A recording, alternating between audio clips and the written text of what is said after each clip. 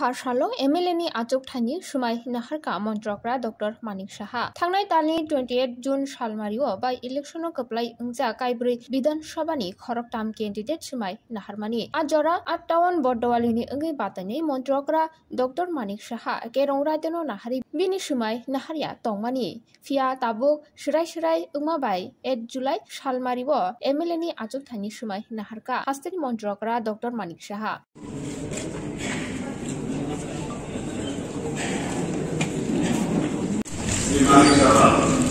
त्रिपुरा विधानसभा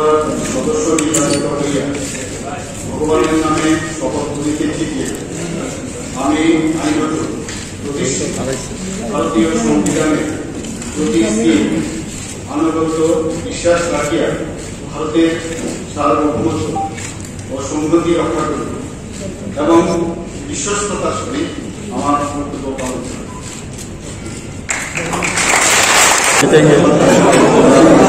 पता है युवराजनगर में 27 ईयर्स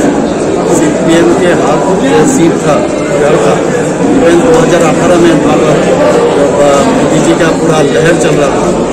उस वक्त भी हम लोग वो सीट दी थी। इस बार हम लोग बहुमत से वहाँ पर हम लोग सीट हासिल की। आपको तो समझ में आ रहा होगा जहाँ